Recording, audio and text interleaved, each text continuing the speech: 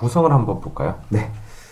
이 책은 크게 세 개의 부로 나뉘어져 있습니다. 이 세 개의 부를 나누는 기준은 뭐 당연하게도 시간대에 따라서 나눠져 있는데요. 그걸 나누는 기준은 이 책의 서론에서 설명을 해주고 있죠. 이 책의 서론에서는 모리야마 시게노리라고 하는 일본 학자의 관점을 차용해 와서 강화도 조약부터 을사 조약에 이르는 이 시간을 크게 세 개의 시기로 구분을 하고 있거든요. 첫 번째 시기는 강화도 조약부터 청일전쟁에 이르는 시기고요. 두 번째는 청일전쟁부터 1900년 의화단 사건까지, 그리고 세 번째는 의화단 사건부터 1905년 을사조약까지의 시기를 나누고 있죠. 이 시기를 기준으로 부가 나누어져 있고요. 또한 이 세 개의 시기는 크게 세 가지의 또 다른 변수를 가지고 설명할 수가 있습니다. 이건 서론에서 이야기하시고 있는 부분인데요. 저자가 이야기하는 혹은 모리야마 시게노리라고 하는 학자가 이야기한 이 시기, 조선의 만국의 시기를 이야기하는 세 가지 변수는 첫 번째가 구미열국의 동향, 그리고 한반도에 대한 관심이라고 볼 수 있을 것 같고요. 두 번째는 조선 정부의 정책과 역량이라고 이야기할 수 있을 것 같고, 세 번째는 일본의 국력과 정책 방향, 이렇게 이야기할 수 있을 것 같아요. 이 세 개를 기준으로 보면 아까 말씀드린 세 개의 시기가 약간씩 차이가 있죠. 세 가지의 변수를 기준으로 해서 이 세 개의 시기를 좀 개략적으로만 이야기를 해보면, 첫 번째 시기인 강화도 조약부터 청일전쟁까지의 시기는 청나라의 패권, 그러니까 한반도에 대한 청나라의 패권이 아주 간신히 유지되는 시기라고 평가를 하고요. 여기에는 첫 번째, 그러니까 구미열강의 관심은 뭐 그렇게 크지 않았죠. 별로 중요하지 않은 시기고요. 3, 그러니까 일본 정부의 역량은 청나라에 미칠 정도까지는 아니었다는 거죠. 그러면 남는 게 뭐죠? 두 번째, 조선 정부의 정책적 지향과 역량이 가장 중요했던 시기라는 거고요. 두 번째 시기, 청일전쟁부터 의화단 사건까지의 시기는 일본과 러시아가 대치한 시기라고 요약할 수 있겠죠. 이 시기에는 구미열강의 관심은 여전히 그렇게 중요하진 않았고요. 다만 3번, 그러니까 일본의 역량은 이제 러시아와 1대1로 대결할 정도까지는 아니지만 확실히 점점 좀 성장해 가고 있었고, 대한제국보다는 확실한 우위에 있는 시기였다고 볼 수가 있죠. 그리고 두 번째인 대한제국, 그러니까 한국 정부의 정책적 지향은 조금씩 근대화를 지향하고 있었던 시기라고 볼 수 있어요. 그렇기 때문에 이 두 번째 시기에서는 2번과 3번이 어떻게 관계를 맺느냐가 중요한 시기라고 볼 수 있고요. 세 번째 시기, 의화단 사건부터 을사조약까지의 시기는 1번, 그러니까 구미열강의 관심은 크게 높아지는 시기죠. 영국을 포함한 서유럽 각국의 관심이 좀 높아지는 시기였고요. 3번, 그러니까 일본 정부의 역량은 일본과 연결되어서 영국과 일본의 동맹을 통해서 일본 정부의 역량이 크게 강화된 시기입니다. 그러다 보니까 2번, 한국 정부의 역량은 사실상 그렇게 중요하지 않은 시기였죠. 의미심장하게도 이 세 번째 시기를 다룬 3부의 제목은 만국의 길이죠. 이렇게 세 개의 시기로 나눠볼 수 있고요. 이 책의 구성도 그에 맞춰서 간다고 볼 수 있습니다. 뭐 부 하나씩 좀 이야기를 해보면 좋을 것 같은데, 전체적인 느낌을 먼저 얘기해보자면 문이 이렇게 닫히는 과정이거든요. 나라의 문이 닫히는 과정인가요? 네, 1876년이죠. 강화도 조약에서부터 1900년대 초반에 우리가 알고 있는 을사조약에 이르기까지의 그 과정이 문이 이렇게 닫히는 과정인데, 예전에 배웠던 기억들 다 잊어버리고 대충 생각해보면 그냥 일본이 맘먹고 우리나라에 들어와가지고 이런저런 거 하면서 뭐 동학농민운동도 있고 뭐 등등등 하다가 그냥 우리나라를 식민지로 만든 그런 아주 단선적인 과정으로 생각하기가 쉽고, 그냥 스무드하게 이렇게 만국으로 가는, 그렇죠. 과정이죠. 그리고 굉장히 그 기간이 짧아서 사실 우리가 뭐 어찌해볼 도리는 없었다고 생각했던 것 같습니다, 저는. 그쵸, 근데 저자의 관점은 완전히 다르고, 실제로 시기적으로 봐도, 그러니까 기간으로 봐도요, 일본이 페리 함대가 들어와가지고 미국하고 불평등 조약을 맺은 게 1854년이잖아요. 강화도 조약이 1876년. 그러니까 20년 정도밖에 차이가 안 나거든요. 일본의 경우를 생각해보면 1850년대에 불평등 조약을 처음 맺고 러일 전쟁에서 러시아 함대를 때려 부수기까지 뭐 한 50년밖에 안 걸린 거죠. 어. 그리고 우리나라에서 그 분당지를 치고 청일전쟁하고 한 거 따지면 더 기간이 짧단 말이에요. 그렇죠. 굉장히 짧은 시간 동안 뭐 10년, 20년, 뭐 30년 요 정도 동안 다른 나라에 쳐들어가가지고 그 난리굿을 필 수 있는 지경에 이르기까지 어쨌든 간에 군사력이랑 국력이 더 강해진 거죠. 일본은. 그렇게 비교해 보면 이게 그냥 이 문이 닫히는 과정이라는 게 이렇게 닫혔다고 생각을 해왔고 네. 그 문도 내가 닫은 게 아니고 우리가 닫은 게 아니고 네. 일본 놈들이 와가지고 확 닫은 것처럼 느껴지는데 네. 뭐 딱히 실제로는 그러지 않았다는 것을 여러 가지 이야기들 통해서 이제 논증해 나가는 게 이 책의 과정이라고 볼 수도 있을 것 같아요. 그래서 보다 보면 한편 안타깝기도 하고요. 근데 그보다는 저는 재밌다는 생각을 많이 했고 아까 말씀드렸던 것처럼 아 그래 이랬었지 하면서 좀 그 시기를 다르게 새롭게 새삼스럽게라고 해야 되겠습니다. 새삼스럽게 다시 바라볼 수 있는 계기가 됐다. 그런 의미에서 굉장히 괜찮았던 것 같고 저자 소개는 따로 안 하실 거죠? 하죠. 그러시죠. 예. 또 할 건 또 하고 넘어가야. 네, 본론 들어가기 전에 빨리 저자 소개를 먼저 해야겠습니다. 저자는 길윤형입니다. 책 날개에 나와 있는 것처럼 1977년 서울생이시고요. 정치 외교학을 전공하시고 2001년에 한겨레 신문에 입사를 하셨습니다. 한겨레 21 편집장, 국제부장 등을 거쳐서 현재는 논설위원으로 활동하고 계십니다. 쓴 책은 여러 권 있는데 이미 저희 방송에서도 이미 2권이나 있지 않았습니까? 나는 조선인 가미카제다와 26일 동안의 광복 2권을 읽었죠. 다양한 상을 수상을 하셨고요. 제가 길윤영 기자님 저자 소개할 때마다 강조하는 게 있습니다. 알라딘에 가서 아베는 누구인가? 아베 이것 좀 읽었군요. 아베는 누구인가? 3번 읽었네. 그렇지, 많이 읽었네. 아베는 누구인가 페이지를 가시면 저자가 잘생겼음 라는 댓글이 여전히 달려 있고요. 그렇습니다. 제가 이거 준비하면서 찾아봤는데 제가 인지하지 못했던 사실이 하나 있습니다. 이 댓글이 2개가 있더군요. 아, 그래요? 네. 동일한 댓글 아니고요. 서로 다른 댓글이 2개가 달려 있습니다. SNS, 특히 페이스북을 열심히 하시기 때문에 팔로우 하시면 매일 아침 국제뉴스 큐레이션을 받아보실 수 있다는 것도 다시 한번 강조해 드립니다. 잘 읽었다 이렇게 시작하는 여러 포스팅들이 있습니다. 맞습니다.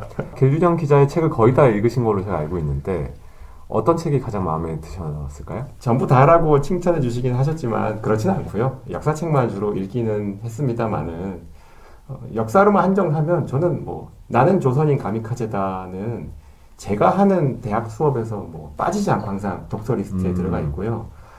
근데 이 조선의 갈림길을 읽고 나서는 그게 바뀔 수도 있겠다는 생각이 듭니다. 이제는 이 책을 권해줄 수도 있겠다는 생각이 들 정도로 이 책 아주 빼어나게 잘 쓰셨더라고요. 저의 최고작은 아베는 누구인가였는데 저도 이 책 읽고 나서는 마음의 순서를 좀 바꿔야 되나 하는 생각을 좀 하고 있고. 네. 알겠습니다. 그러면 이런 정도로 그러면 책의 전체적인 아웃라인에 대한 얘기는 대략 다 해드린 것 같거든요. 이제 본론으로 좀 들어가 볼까요? 그러면 그 첫 번째인 일부 제목은 경직된 국가.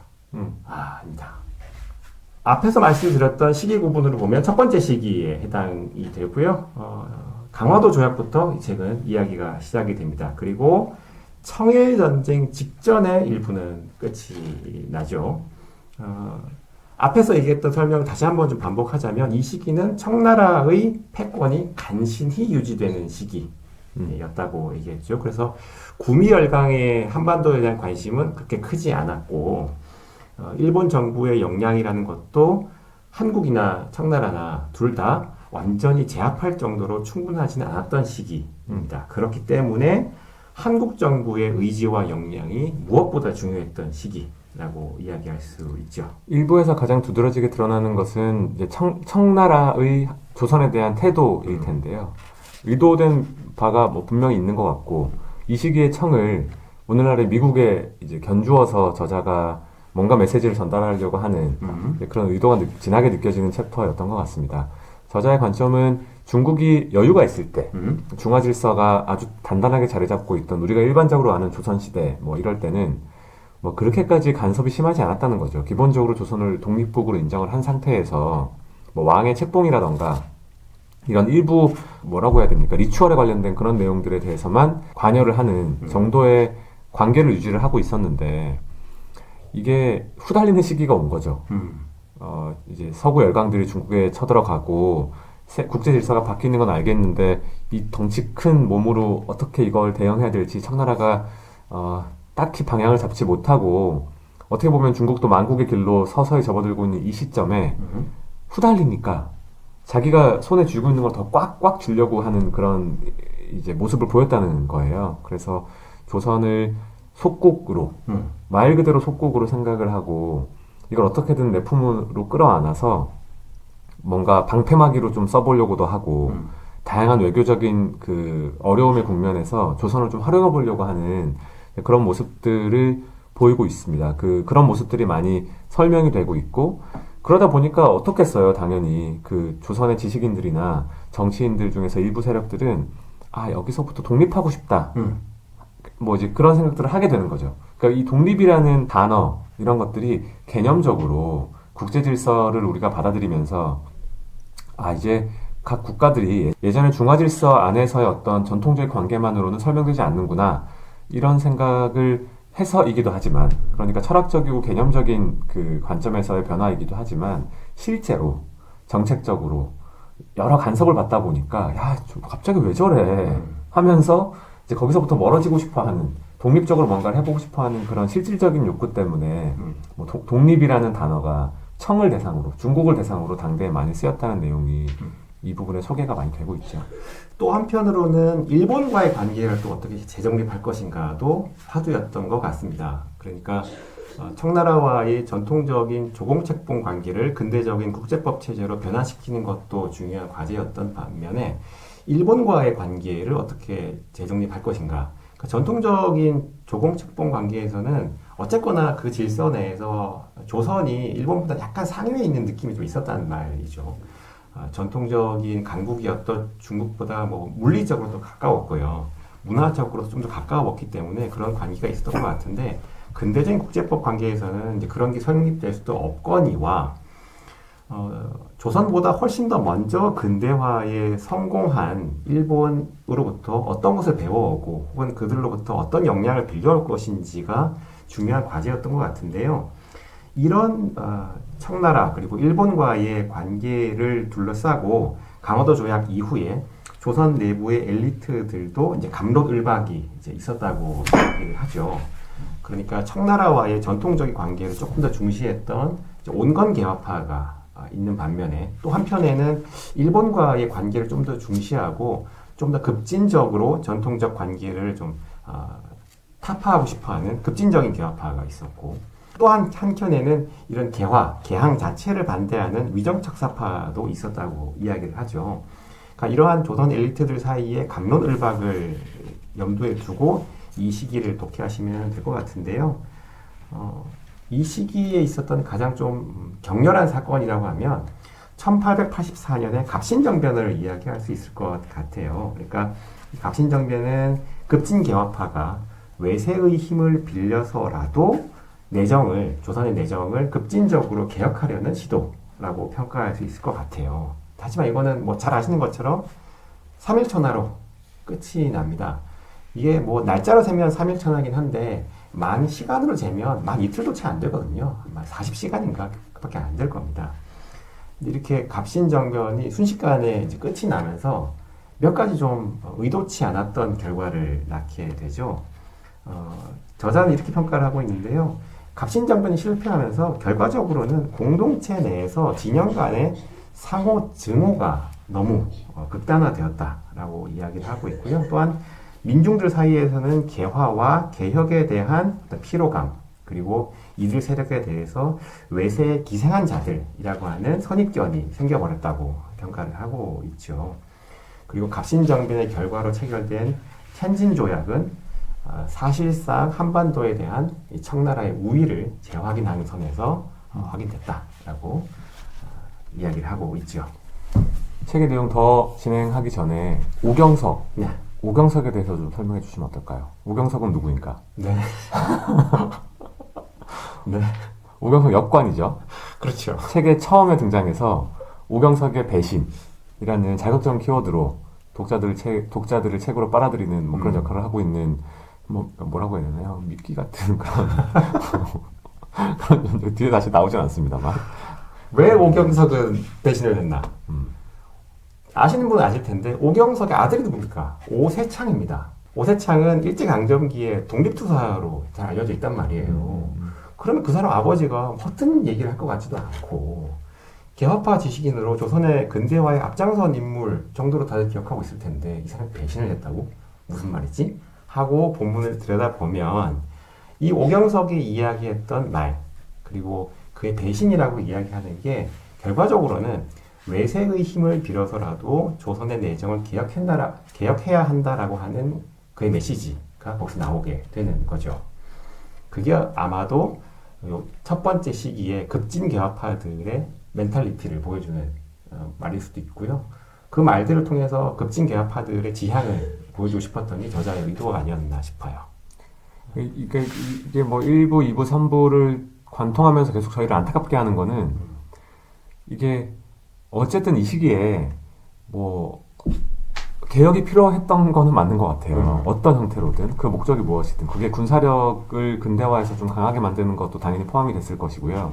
그렇게 하기 위해서 정부라는 게 셋업이 돼야 되는 부분도 있었을 것이고 근대적 관점에서의 정부가 그러니까 왕이 또는 황제가 모든 것을 결정하는 그런 게 아니고 여러 사람들이 모여서 집단지성으로 의사결정을 해나가는 그런 기구들이 세팅이 되어야 했었다는 면도 있을 것 같고 재정적으로 세금을 효율적으로 걷어가지고 정부가 돈이 있어야 뭐 군대도 양성을 하고 뭐 무기도 사고 뭐 그럴 거 아니겠습니까? 여러 가지 개혁 정책들을 펼칠 수 있는 기반이 되는 게 결국 돈일 텐데 그런 것도 세수 확보를 어떻게 할지에 대해서 재정을 어떻게 관리해 나갈지에 대해서도 뭔가 조치를 취했어야 하는데 그게 이제 원래 권력을 쥐고 있던 사람들이 스스로 개혁을 한다 뭐 그런 방법이 있을 것이고 아니면 내부적으로 다른 놈이 반란을 일으켜가지고 군사적인 힘을 동원해서 뒤집어 엎어 그래서 새로운 힘을 갖게 된 다음에 자주적으로 진행을 해 뭐 이렇게 보통 둘 중에 하나를 생각하기 마련인데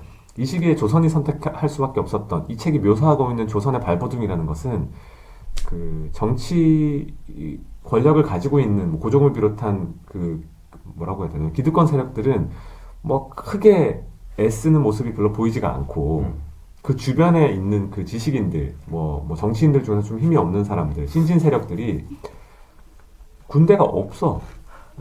그래가지고 다 뭐 여기 뭐 해외 외국 사람들한테 가가지고 처음 보는데 뭐 헬로 하면서 머리가 또 고생했어 하면서 이제 막 도와달라고 하는 그런 장면들이 계속 묘사가 되거든요. 나 같아도 안 도와주겠다. 나 같아도. 그럼 내 일인데 내 숙제 내가 해야지 뭐 그렇잖아요. 내 숙제를 내가 했어야 하는 가장 결정적인 시기 그러니까 조선에게 주어진 가장 큰 갈림길 중에 하나로 이 책이 지목하고 있는 게 바로 이 시기죠. 정확히는 갑신정변 이후 10년 정도의 시간입니다. 그러니까 갑신정변 이후에 텐진조약으로 청나라의 우위가 확인되는 선에서 이 문제의 마무리가 됐단 말이에요. 그리고 10년 정도는 약간의 평화 시기가 있었다는 겁니다. 그러니까 청나라의 좀 아슬아슬한 우위를 일본이 인정하는 선에서 갑신정변 문제가 마무리가 됐고 일본도 조선에 대해서 더 이상 뭐 크게 간섭하지 않는 상황. 청나라 역시도 조선에 대해서 또 뭐 특별히 더 많이 간섭하지 않는 약간의 평화 시기가 있었는데 이 10년이 정말 중요한 시기였다는 겁니다. 그런데 이 10년 동안 조선은 뭐 했다? 아무것도 안 했다. 그게 안타까운 얘기고 사실 이 책이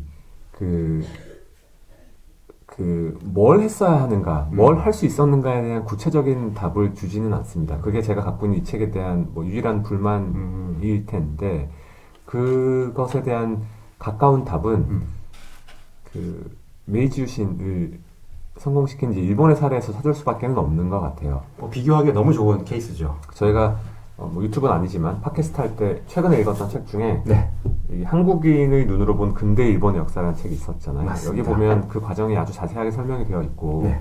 이 박훈 교수님이 뭐 메이지 유신으로 이제 여러 권의 책을 네.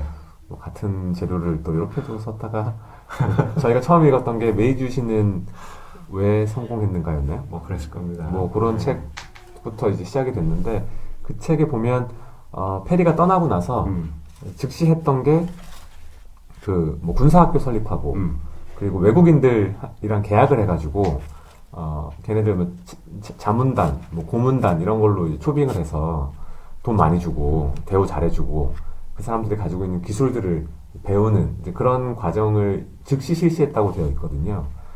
그리고 그때 과정들 묘사하고 있는 걸 보면 사실 일본 내부도 정치적으로 안정된 시기가 전혀 아니었지 않습니까? 맞습니다. 막부가 있고 뭐 조슈번도 있고 뭐 굉장히 그 정치적인 그 갑론을박과 뭐 내전에 가까운 뭐 그런 것들도 많이 있었던 시기인데 어쨌든 간에 그 대립하는 그 여러 세력들이 모두 마음속으로 생각했던 거는 어쨌든 간에 근대화를 향해서 나아가고 싶다는 열망 자체는 동일했다는 거잖아요. 그러니까 그 레이스에서 누가 이기느냐에 따라서 이 일본이라는 나라의 정권을 쥐느냐가 결정되었을 뿐이지 기본적인 그 방향성 자체는 같이 같다는 게 이제 박훈 교수의 설명인데 조선은 불행하게도 그러지는 못했죠. 수구 세력이라고 우리가 부를 수밖에 없는 기존의 왕조 질서에 머무르려고 하는 그런 게 있었던 것 같고 또 일부 힘없는 외세 힘을 빌려서 개혁을 주창할 수밖에 없었던 일부 세력들은 개혁을 향해서 나아가고자 하고 근데 이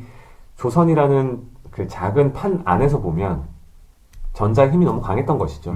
그래서 뭐 좀처럼 그런 시도들이 똘똘한 방향으로 이루어지지 못하는 그런 안타까운 모습들이 계속 반복되고 있습니다. 저도 정확히 같은 생각을 했는데요.